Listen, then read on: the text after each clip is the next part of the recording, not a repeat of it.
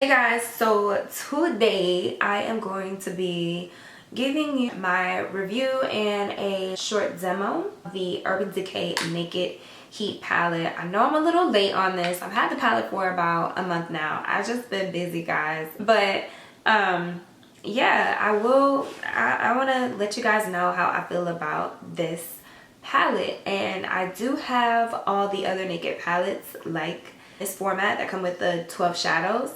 So I think I can give you guys a bit of good insight on how I feel about this one compared to the other one. So if you want to see how I got this eyeshadow look and what I think about the palette, go ahead and stay tuned.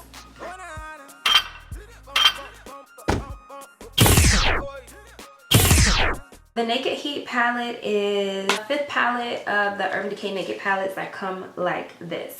So this palette retails for $54 and I bought mine at Sephora.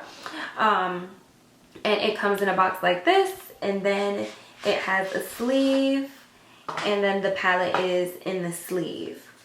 I thought the packaging was super cute. I don't remember what the other packaging was like for any of the other palettes, but I don't feel like it came in like a sleeve like this where the palette sits in.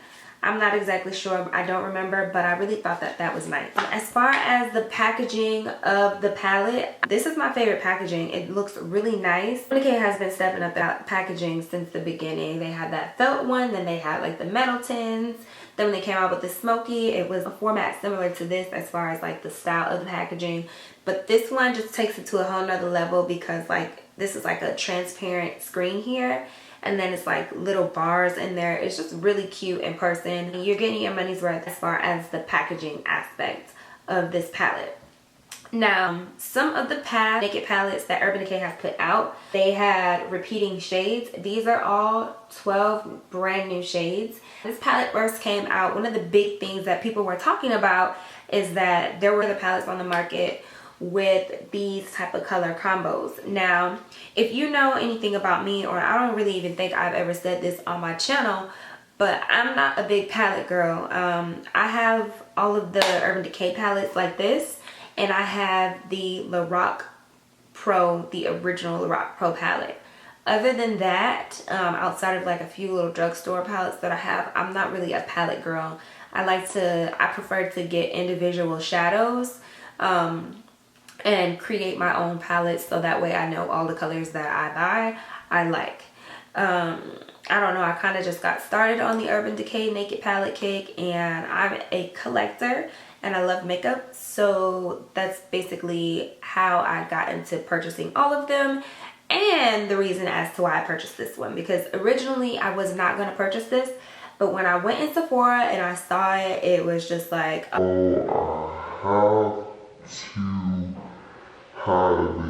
had to have it. I did do, because I do have a lot of individual shadows, is I did go through my entire collection to see if I had shadows that were dupes for any of these shades.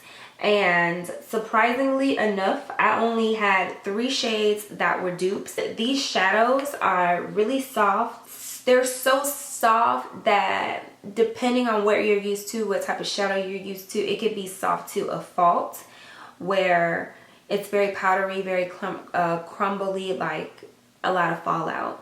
So I suggest like brushes like the 242 from MAC, where you have natural and synthetic fibers in the brush, so you're not really getting too much fallout in them when you're putting the eyeshadows on. Make sure you're pressing them in and not like sweeping necessarily, so that can eliminate fallout as well.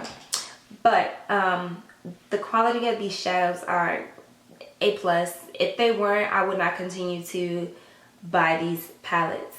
As far as all of the palettes, I thought that the Naked 3 was my favorite palette when that came out, because I really like those pink tones, but I really didn't use it. This one is my favorite one of all the Naked palettes that have come out in this packaging. I don't have the Naked Basics or the Naked Ultimate or anything like that, and they're more mattes than shimmers, and Urban Decay doesn't really do that, so I think that's another reason as to why I really like this. So would I recommend this palette? Most certainly. this is a really good palette. These shadows are really nice. The colors, you can do so many looks with these colors. If you have like more olive skin tones, these colors, or darker, deeper skin, these colors are going to show up on you if you're worried about that. I had to pick one color out of this whole palette that I would say was my favorite color. It would probably be Ember, and that's this color down here. It's so pretty, and I used that in a tutorial today. So I'm not gonna keep rambling. At the end of the day, I like the palette. I would recommend it. You want to see how I did my eyeshadow with this palette, please stay tuned.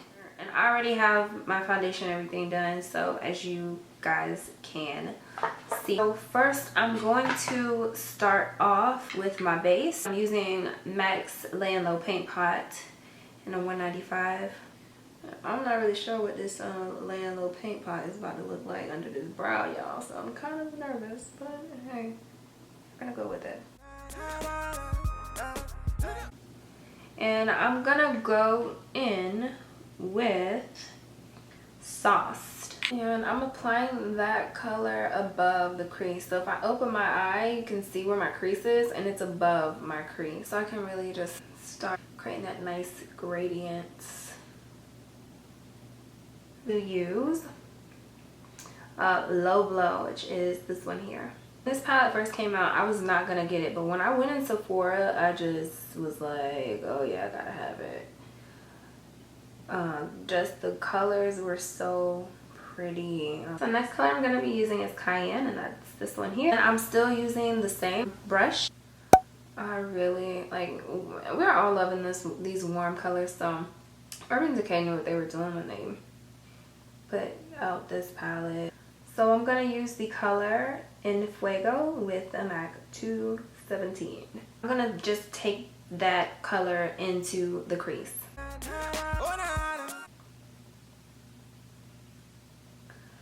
Oh, this is so pretty. And I am gonna go in with my same brush that I was using before, and I'm gonna use Ashes.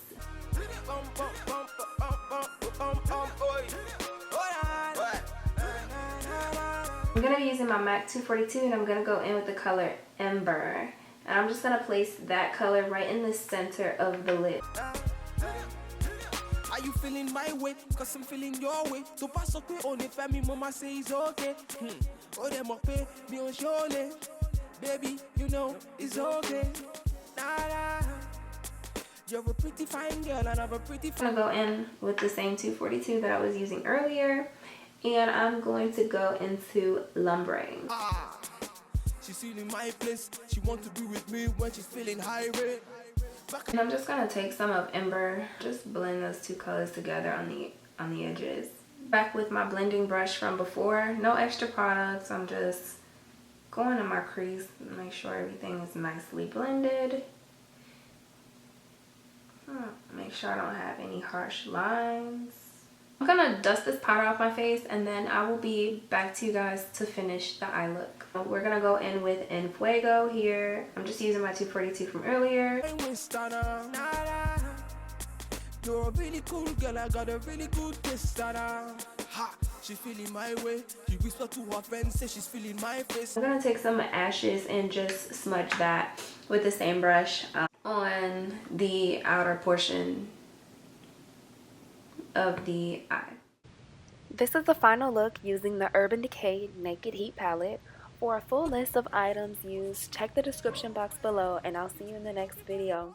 Thanks for watching.